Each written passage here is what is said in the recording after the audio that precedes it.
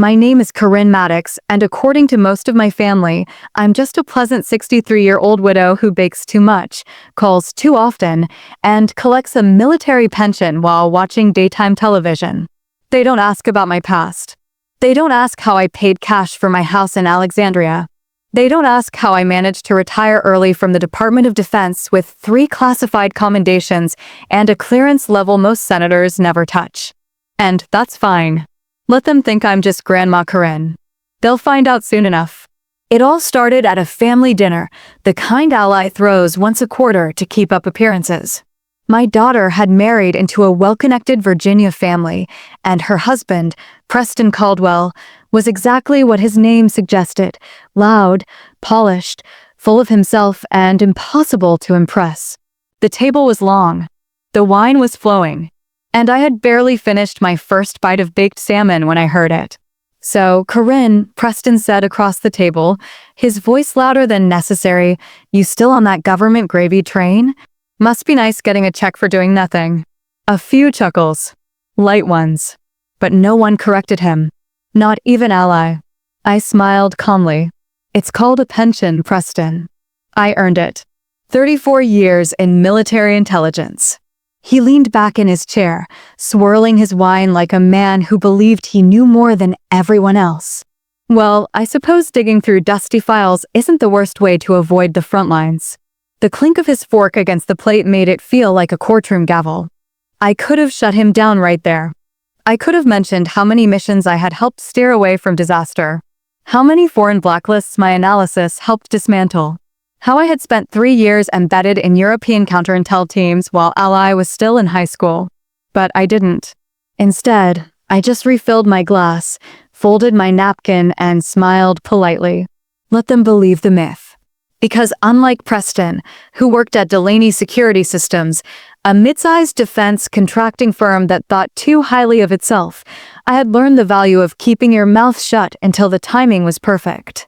Later that night, while Ally loaded the dishwasher and Preston barked into his Bluetooth headset about closing the Saudi deal, I sat quietly with my grandson Liam on the couch. He's 8. Curious. Always asking questions. "Grandma," he whispered, "did you ever fly planes?" "No," I said, tousling his hair. "But I helped people get home safely who did." He nodded like that was the coolest thing he'd ever heard. And in that moment, I realized I didn't need Preston's approval. I already had the admiration that mattered. Still, I wasn't going to forget that dinner. Especially not what Preston said next as he passed by the living room, not knowing I could hear him on the phone. "Yeah, weekend 2 guys last week. Probably do it again soon. Waste of space. Like my mother-in-law, cushy benefits, 0 contribution." My jaw tightened. He had no idea just how much I still contributed. And no clue that I knew Delaney's financial position better than he did, because the firm had quietly submitted a subcontracting bid to the Pentagon 6 months ago. A bid that crossed my desk. He was stepping into a game he didn't know he was playing. And I never enter a game I don't plan to win. The first time I saw Preston Caldwell's name on a federal file, I didn't even flinch. It was a Tuesday morning. Rain tapping softly on my office window. I had just made my second cup of tea when I opened the PDF and scanned the heading. Delaney Security Systems, Proposal Review Summary, Internal Personnel Flags, Do Not Disclose. I clicked to expand the comments section, and there it was. His name, Caldwell, Preston T. Executive Vice President, Risk and Compliance Division. The irony nearly made me laugh. Risk and compliance, and yet his name was tagged next to 2 internal notes about data mismanagement and a potential NDRA breach during an overseas supply chain audit. The younger analyst assigned to the file had flagged it for internal review. I had been asked to give my opinion based on past contractor evaluations and clearance histories. They didn't know he was my son-in-law. No one in the building even knew I had family working in the defense sector. That's how I liked it. I sat still, sipping my tea, letting the information settle. There was nothing criminal. Not yet. But there were cracks, and cracks are where light gets in. Or where empires crumble. I opened my second monitor, launched my private database, the one I used during my tenure at the Intelligence Oversight and Contractor Vetting Unit, and pulled Delaney's profile. financials, contract history, oversight audits, lobbying ties, board appointments, cross-checked against Senate hearing mentions and DARPA vendor logs. My eyes flicked over the data like muscle memory. Within 20 minutes, I saw what I needed. Delaney was bleeding cash from 2 stalled drone tech rollouts. They were heavily leveraged against a speculative encryption software deal that hadn't closed. And they were aggressively bidding on low-value federal contracts just to stay visible. That wasn't confidence. That was survival. And survival meant vulnerability. That night, I emailed my friend Angela Brookston, a quiet powerhouse who once ran counter-surveillance for Naval Cyber Command. Now she managed an investment holding firm that specialized in defense-adjacent tech acquisitions. We hadn't spoken in over a year. Angela, hypothetically speaking, if someone wanted to quietly acquire a distressed mid-tier contractor without raising red flags, could it be done? Asking for a friend. See. Her reply came less than an hour later. Only if your friend knows what they're doing. Or happens to be a retired DoD legend with black budget clearance and zero social media. Let's talk. I didn't do this out of pettiness. This wasn't revenge for a dinner insult. This was about principle. If Preston wanted to play in the world of high clearance, high-stakes defense, he should have respected the people who built the road before he ever walked it. Instead, he stepped on them. On me. And I don't take that lightly. The next morning, I took the elevator up to the 7th floor of the Arlington Tower, where Angela's office overlooked the Potomac. She hugged me like we'd seen each other yesterday. We sat. We talked. We strategized. She made a call. I know a firm already in bed with Delaney's creditors, she said, sliding her tablet toward me. They'd love to get out of that partnership. Too messy. But if you absorb that debt quietly through a holding company, I won't need to own the whole thing, I said, nodding. Just enough to steer the board. Enough to fire Preston? I smiled. More than enough. By the end of the week, we had a blueprint. I would create a shell entity under Angela's umbrella, Maddox Gray Holdings, named after my parents. Anonymous. Clean. Papered through 2 layers of legal insulation. Within 6 weeks, we'd make a bid for 42% controlling interest in Delaney Security Systems. And Preston? He'd never see it coming. It's amazing how quickly people sell pieces of a company once they smell weakness. By mid-May, Delaney Security Systems looked strong from the outside, flashing a sleek website, high-profile LinkedIn posts, and a well-groomed executive team that liked to pose for Defense Expo magazines. But on the inside, they were holding the whole together with duct tape and charm. Angela and I, working through Maddox Gray Holdings, acquired 18% in the first phase. Silent shares, mostly from early investors who were tired of stalling product pipelines and constant government rejections. We paid just above market value, enough to make the deal look attractive, but not enough to raise flags. By the time we crossed 35%, we had board attention. At 42%, we had board control. And Preston still didn't know. The morning of the special shareholder vote, I arrived at Delaney's executive suite on the 15th floor of a downtown DC glass tower. Security scanned my ID fake, issued for Maddox Gray's delegate, and let me through without question. Angela walked beside me, dressed sharp in a black pantsuit, carrying a leather folio like a dagger. The boardroom was filled with suits, cold coffee, and tension so thick it could cut steel. At the head of the table sat Preston, smirking confidently, wearing a navy blue blazer and a self-assured posture he hadn't earned. Let's get started, he said, tapping the table like a judge. We'll vote on the emergency resolution and move forward with the restructuring. The one where he'd planned to lay off half the analyst division and fold the only profitable department into a bloated R&D side project he personally oversaw. I waited until the roll call reached our firm. Angela stood. On behalf of Maddox Gray Holdings, I vote no. Preston turned. Maddox Gray. His voice cracked slightly. Who? Angela didn't answer. The votes continued. When the final tally was read, Preston's proposal failed by a margin of only 1 vote. Ours. He blinked, stunned. I don't understand. That's impossible. Not impossible, Angela said, calmly opening her folio. just unexpected. After the meeting adjourned, Angela and I stepped into the private executive lounge where shareholders occasionally debriefed. I sat near the window, watching the clouds roll over the Capitol dome as Preston stormed in.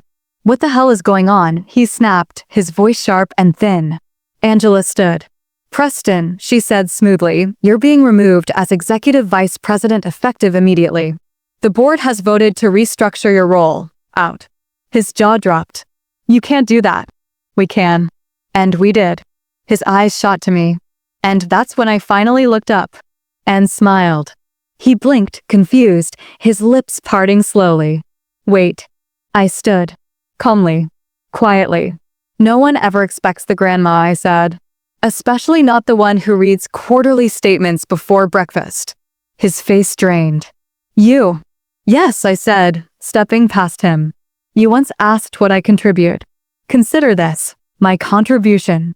By the time the security team escorted him out quietly, without fanfare, Preston Caldwell no longer held a title, a desk, or a golden parachute. And I didn't need applause. Just the satisfaction of a closed door. That night, I sat on my porch, watching the sky turn indigo as the street lamps blinked on one by one. My phone buzzed with a message from Ally. "Mom, what happened at Preston's company today? He hasn't come home. Please call me." I didn't answer. "Not yet. Let it simmer." Sometimes silence is more powerful than 1,000 words. Because when a man tries to humiliate you in front of your family and you dismantle his empire from the inside out, there's really only one thing left to say. Never underestimate the quiet ones. The invitation came in a thick ivory envelope, sealed with a gold foil crest and scented with overconfidence. The Caldwells cordially invite you to a celebration of new beginnings. Held at the Hamilton Club, the kind of old money establishment that polishes its brass doorknobs more often than it updates its ideology. I stared at the invitation for a moment, smirking. New beginnings, indeed. 3 weeks had passed since I watched Preston Caldwell escorted out of Delaney Security Systems, his security badge disabled, his laptop confiscated, his legacy quietly scrubbed from the company website. And now Ally, my own daughter, was throwing a party. Not for me. Certainly not in my honor. But for the carefully edited version of the truth. I wasn't invited out of affection. I was invited out of obligation. And maybe, just maybe, out of fear. I arrived 15 minutes early. The valet, a young man who looked barely old enough to shave, took my keys and greeted me with a smile that dimmed slightly when he read the name on the dashboard parking pass. "Ms. Maddox," he said, blinking. "Ma'am, welcome." Inside, the room was dressed in white linen, soft jazz humming through hidden speakers, champagne flutes circulating like gossip. Everyone was in navy or black, a sea of safe wealth and curated elegance. I stood in a simple emerald green dress and low heels, my silver hair pinned back, my posture straight. A woman no one saw coming. Again. The moment Ally spotted me, she nearly dropped her wine glass. "Mom, you came," she said, lips tight, voice brittle. "You invited me," I replied smoothly. I was curious. She leaned in, lowering her voice. "Preston's going to be here." "Is he?" I sipped from a passing tray. How awkward. When he did walk in flanked by 2 unfamiliar men and wearing a strained smile, he saw me within seconds. Our eyes locked. He hesitated. Just a flicker. Then resumed his stride, pretending he wasn't rattled. But oh, he was. Because he wasn't the man on top of the world anymore.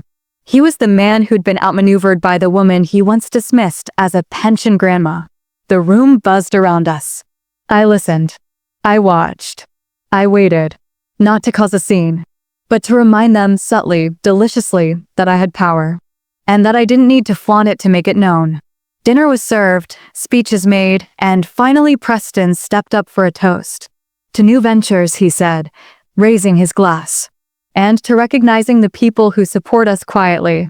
I raised my own glass slightly. "Some of us support more loudly than others," I murmured to the woman beside me, a Department of Energy consultant I'd worked with in 2009, who had just learned I was behind the Delaney acquisition. She grinned. "You're a legend." "Just a grandma," I said. After dinner, Preston approached me near the terrace. "Corinne," he said, "I don't want things to be hostile between us." "They're not," I replied, watching the city lights. "They're resolved." "I didn't see you coming." "I know," I said calmly. "And that's exactly why you lost." He stood in silence, the sounds of clinking glasses behind us. "You always were underestimated, weren't you?" he said quietly. I turned to him, eyes steady. "No, Preston. I was never underestimated. I was ignored. There's a difference. One is strategic, the other is fatal." He didn't respond. He didn't have to, because that's what silence sounds like when it tastes like defeat. As I walked toward the exit, I passed Ally. She opened her mouth to say something, but no words came. And for the first time, I didn't rush to fill the gap. I had said enough, proven enough, and now I would leave exactly how I arrived, on my terms. It came 3 days after the dinner party, a crisp email buried beneath spam and updates from Liam's school newsletter. Subject: Legacy and Leadership. Feature interview request. Washington Business Journal. From Melissa Corley, Senior Editor. I almost deleted it. After all, I hadn't done any press since retirement. My world had always operated under classified rooms, shadowed meetings, and the kind of influence that never showed up on a podium.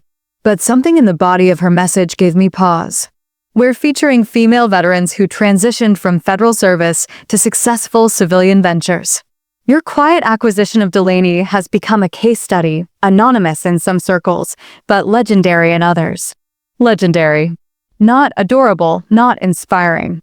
Legendary. It had been a long time since anyone had used that word about me, and meant it. I called Angela. I got a request for an interview, I told her. They want to talk about the acquisition. She let out a low whistle. "And are you finally ready to step out of the shadows?" "I don't need the spotlight," I said. "But maybe it's time they saw who's been holding the flashlight," she replied. We scheduled the interview at a private meeting space in a boutique hotel in DC, a quiet, sunlit lounge with soft velvet chairs and no cameras. Just a voice recorder and a notepad. Melissa Corley was young, sharp-eyed, and had done her homework. She didn't waste time with compliments. "I want to talk about what no one's talking about," she said.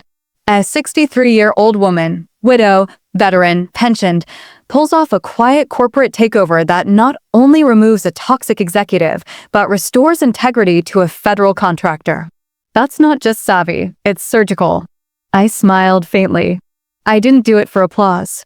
"No," she replied, "you did it for power. The clean kind." We talked for nearly 2 hours. About leadership. About legacy.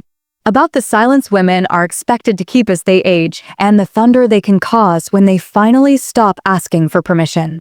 By the end, Melissa closed her notebook and said, "If you could say one thing to women your age who think their best days are behind them, what would it be?" I didn't hesitate. They're not behind you. They're under your feet. You're standing on everything you've already survived. Use it. The article ran the following week. Front page feature. The Quiet General, How One Woman Used Strategy, Silence, and Legacy to Take Back Her Power. The fallout was swift in all the right ways. My inbox flooded with messages. Not from strangers. From peers. Women. Veterans. Daughters. "You gave me courage to challenge the partner who dismissed my experience. I thought my age made me invisible. You made me visible again. Thank you for reminding me my story isn't over." Even Ally texted me. I read the article. "I didn't know, Mom, about any of it. Proud doesn't begin to cover it." I didn't reply, not out of bitterness, but because I wanted her to sit in it, to sit with the realization that while she was busy hiding behind Preston's success, I was out there rewriting what success looked like. That weekend, Liam drew a picture of me. Stick figure. Big silver hair. And under it, in his messy handwriting, "My grandma is a boss lady." I pinned it to the fridge, because in a world that tried to box me into softness, I had earned every corner of that title.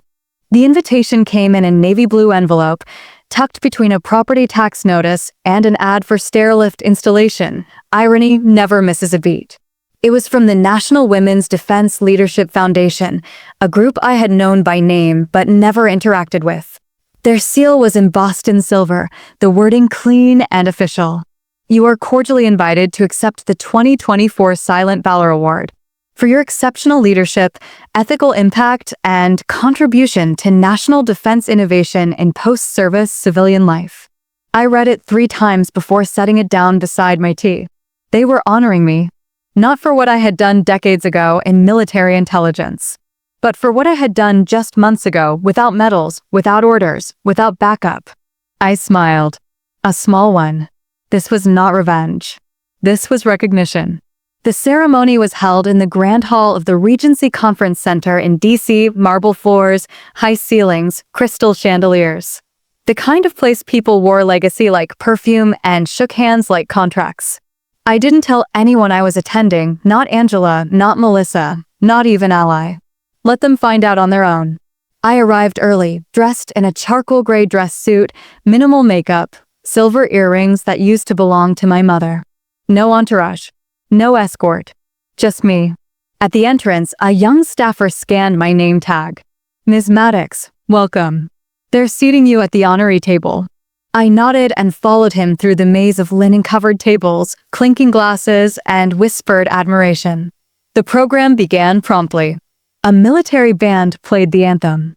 A senator gave a predictably safe speech. Then came the awards. When they called my name, the applause wasn't thunderous, it was steady. Certain. The kind of clapping reserved for people who no longer need to prove anything. As I approached the stage, I caught sight of a familiar face 2 tables over. Preston. Seated near the back, next to a group of middle-aged contractors. Probably invited as a consolation for his former leadership at Delaney. His eyes locked on me as I climbed the steps. He looked like he had just bit into a lemon. The presenter, a retired Air Force colonel, read my citation. For demonstrating that true leadership doesn't end at retirement. That silence can be strategy. That legacy isn't built in rank, but in resolve. When I took the mic, the room stilled. I was called a lot of things in the last year, I began. A widow. A retiree. A grandma with a pension. Soft chuckles rippled through the audience. But no one asked what came before that. Or what might come after. I paused. Some of us build quietly. We endure, we observe, we wait. And when the time comes, we act. Not to humiliate. Not for revenge. But to correct the record. A beat of silence. And this, I said, holding up the award, is what happens when you stop apologizing for being underestimated. After the ceremony, people came up in waves. Women in uniform. Men who had once served beside me. Young professionals just entering the defense field. Some recognized me from the article, others only from whispers. And still, Preston didn't move. Not a word. Not a nod. He sat frozen, wine untouched, the sound of respect echoing around him like a verdict. I left early, before dessert. Recognition is sweet. But dignity is sweeter. I walked out into the crisp night air alone, carrying the award tucked in my purse like a well-earned secret. As the valet pulled up my car, the attendant looked at the tag, raised an eyebrow, and smiled. Ms. Maddox, he said, I read about you last month. You're kind of a big deal now. I slipped him a tip and said, not now. I always was. People are just catching up. It was a rainy Saturday, the kind of day that turns sidewalks into mirrors and slows the whole world to a gentle hush. I had invited Ally and the boys over for lunch, no reason given. Just one of those, come by, I made soup, kind of texts. To my surprise, they actually came. Ally arrived with her usual grace, perfect nails, tension in her shoulders, carrying a bag of overpriced organic pastries that no one really wanted. The boys ran in ahead of her, jackets half-zipped, shoes soaking the rug. Sorry, she mumbled. It's been a week. Isn't it always? I replied with a smile, taking their coats.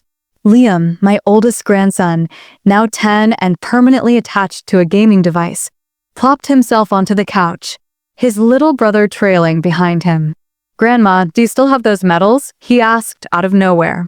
Ally froze mid-sip of tea. Medals? I asked, playing dumb. Yeah, the ones you got when you were, like, a spy or something. I chuckled. I was never a spy, Liam. You were in the military, though. I saw it on the iPad. Dad tried to click away, but I saw your face in a video. Some lady called you a quiet general. That's you, right? Ally went pale. I leaned forward slowly, folded my hands. Yes, sweetheart, I said softly. That's me. I stood up, walked to the hallway, and pulled down a box from the top shelf of the coat closet. It was heavier than I remembered, not because of its weight, but because of what it carried. I brought it to the living room and opened it on the coffee table. Campaign ribbons. A photo of me standing on a tarmac in Baghdad, hair pinned back, sun blazing. A letter from the Office of Naval Intelligence. And folded neatly inside a sealed sleeve, the award I'd received just last month. Liam's eyes widened. Whoa, this is real. Very real. He looked up at me, the iPad forgotten. You were, important. I smiled gently. I still am. Ally sat back in silence, her expression unreadable. I didn't know all of this, she whispered. Mom, you never told us. You never asked, I replied. And I didn't need to be seen. Until I did. There was no anger in my voice, just truth. And that seemed to hit harder than any lecture ever could. After lunch, while the boys played with plastic jets on the rug, Ally helped me wash the dishes. You embarrassed Preston, she said suddenly, not looking at me.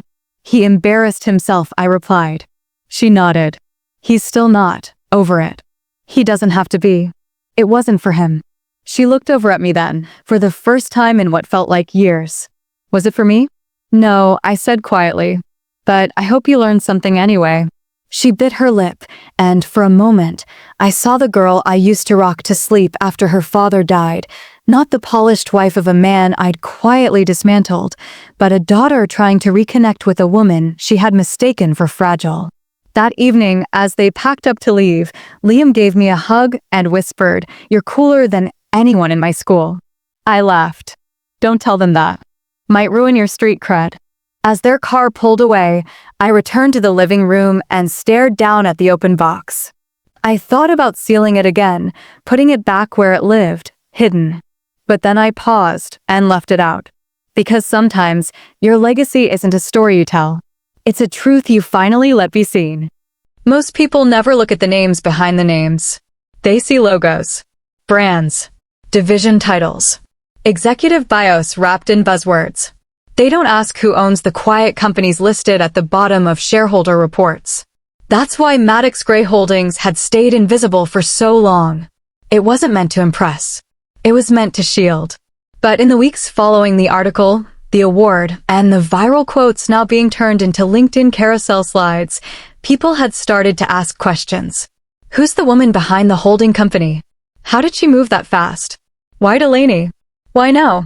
They were looking. But they weren't finding. Not yet.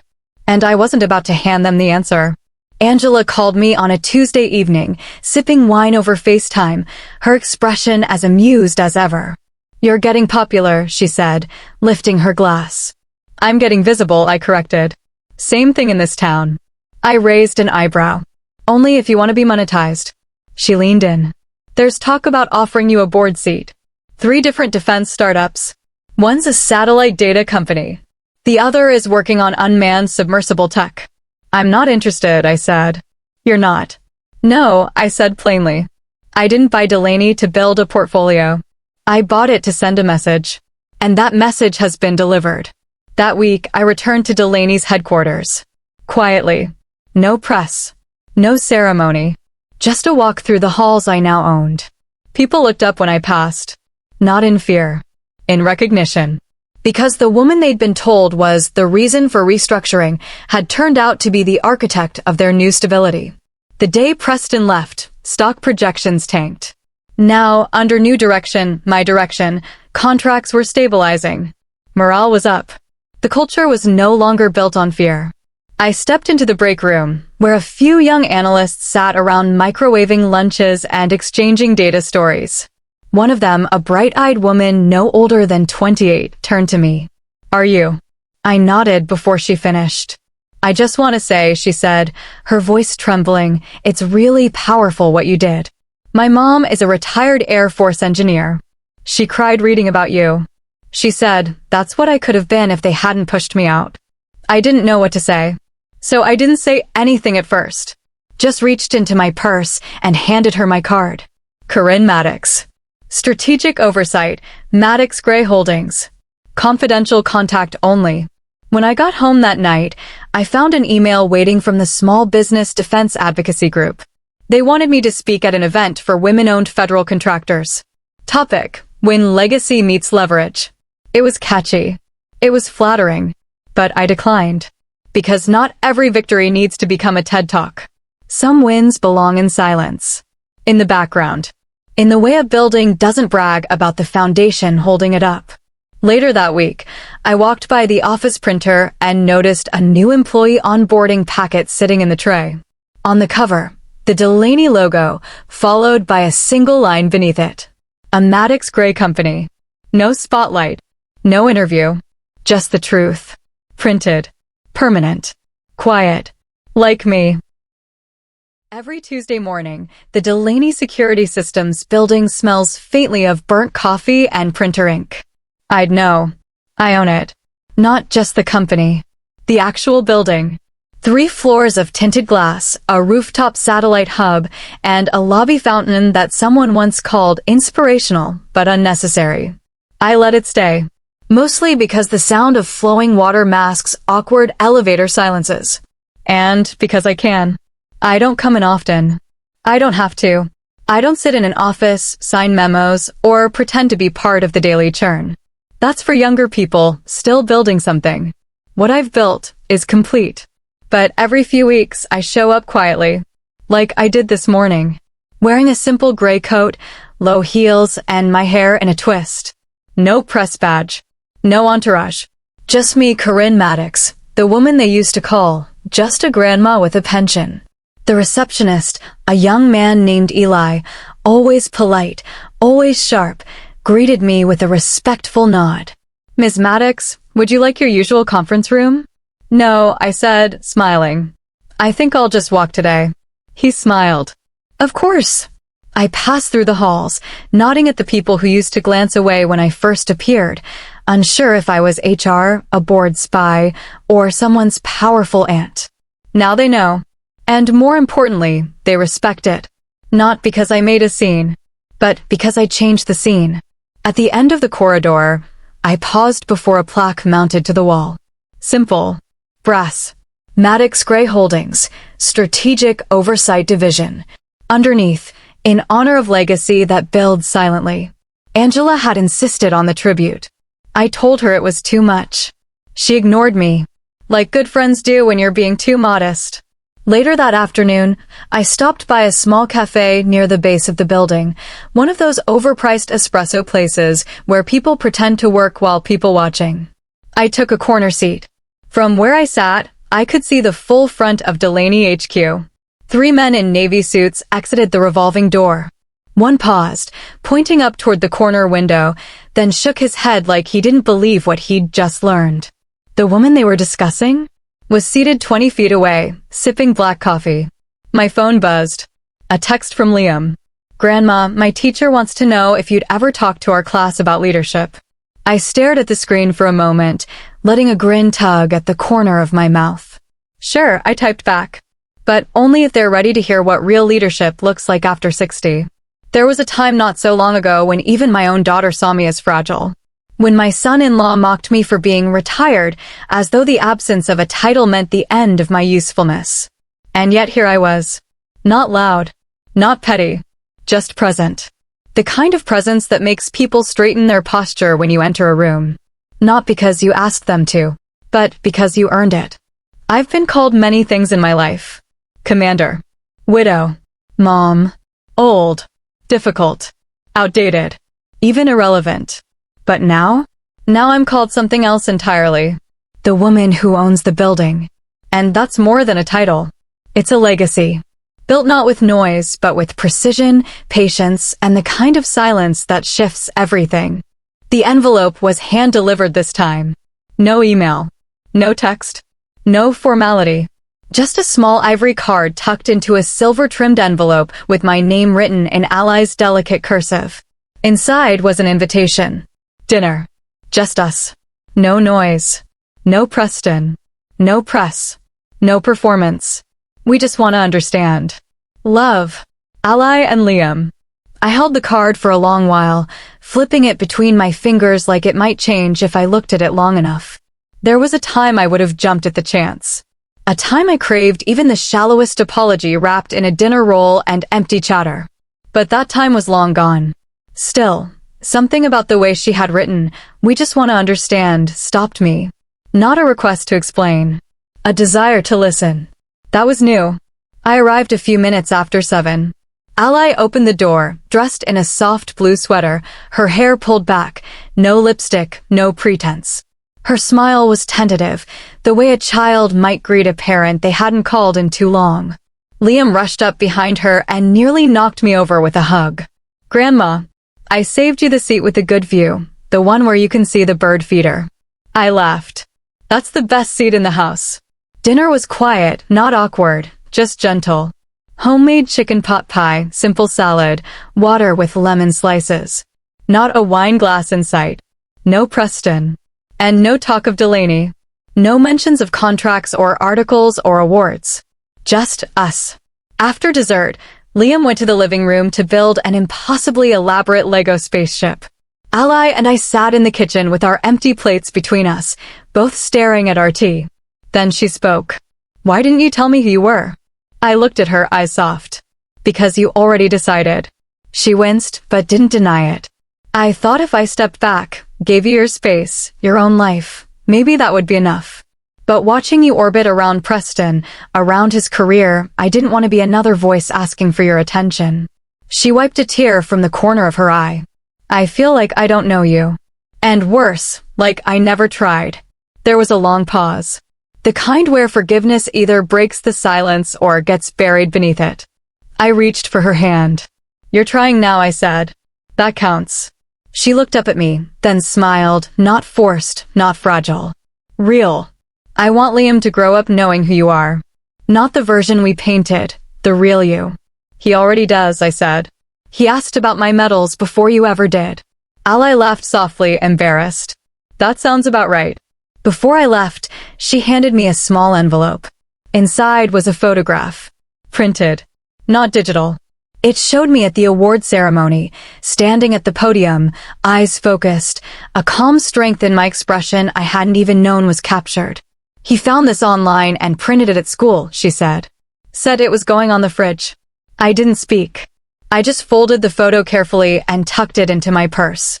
Because sometimes, healing isn't loud. Sometimes, it's a child choosing a different kind of hero. As I stepped into the night air, cool and quiet, I realized something I hadn't before. This wasn't about proving myself anymore. It never really was. It was about being seen. Not just by strangers. Not by journalists. But by the people who once looked straight at me and never noticed what they were looking at.